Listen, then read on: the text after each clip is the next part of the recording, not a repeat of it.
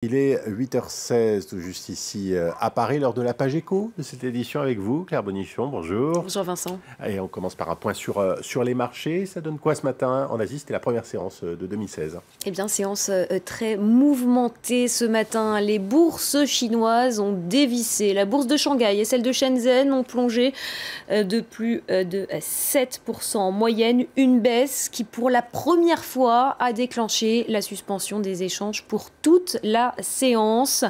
C'est la conséquence d'un nouveau règlement des autorités de régulation pour éviter les mouvements de panique, comme cet été.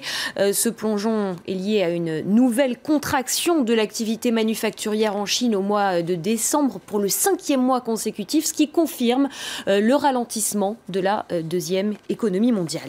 Donc plongeons à Shanghai et Shenzhen. Quelle tendance sur les autres places asiatiques? Eh bien, même tendance. La bourse de Hong Kong a terminé la séance, vous le voyez, en baisse de 2,68%. Les investisseurs redoutent également les effets des tensions grandissantes entre l'Iran et l'Arabie Saoudite. Je rappelle que Riyad a décidé de rompre ses relations avec Téhéran en raison de tensions nées de l'exécution d'un dignitaire chiite dans le royaume saoudien. Et puis, Tokyo, on l'a vu, a clôturé aussi en baisse de plus de 3% face à ce risque géopolitique.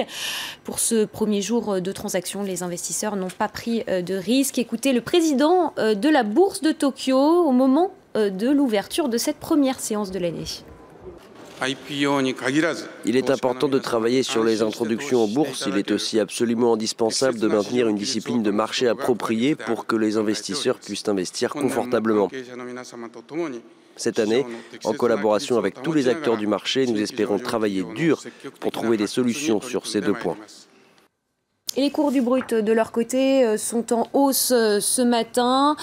Une hausse, vous le voyez, de près de 2% pour le Brent, la référence en Europe, et de 1,70% pour le WTI, la référence aux États-Unis. C'est le brut léger américain. Les marchés pétroliers qui réagissent aux craintes que ces tensions géopolitiques ne menacent l'approvisionnement en pétrole.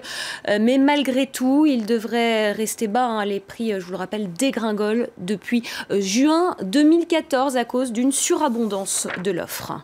Le reste de l'actualité éco en bref, Claire, avec d'abord Oman qui veut diviser par deux justement le poids du pétrole dans son économie. Oui, pour faire face à la chute justement des prix du brut. Le gouvernement du sultanat d'Oman a élaboré un plan à 5 ans censé permettre de réduire de moitié la dépendance de son économie au secteur pétrolier.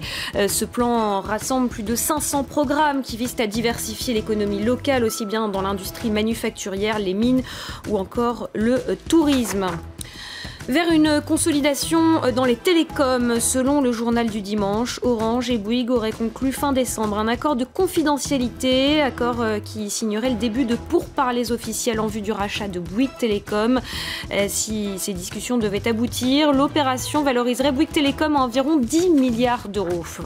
Et enfin, le chef de l'État a fait de l'emploi le thème central de ses vœux. Jeudi soir, François Hollande a promis de former 500 000 chômeurs au métier d'avenir. Et selon Les Échos ce matin, le coût total de ces formations devrait avoisiner les 1 milliard d'euros. L'État en assumera la moitié et sollicitera pour le reste les régions et les partenaires sociaux.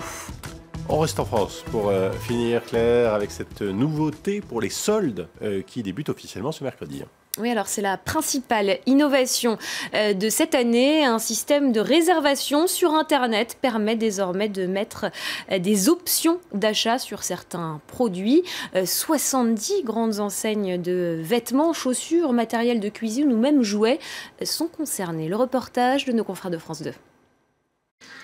Trouver la bonne couleur et la bonne taille pendant les soldes, pas facile. Trop de monde, des rayons sans dessus-dessous et des clients un peu agacés. Et si bientôt ces scènes disparaissaient grâce à la pré-réservation. Cette année, 18 000 magasins vont proposer à leurs clients de faire leur repérage sur Internet. Ils pourront ainsi réserver des articles, puis venir les chercher en boutique, dans un délai de 24 à 48 heures.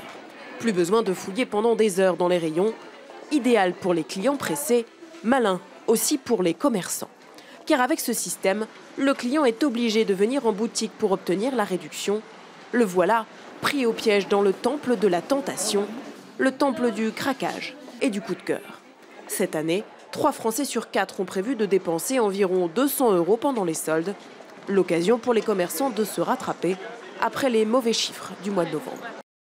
Et voilà pour ce tour d'horizon de l'actualité éco. Merci Claire Bonichon. On se retrouve dans une heure pour la dernière édition de la matinale.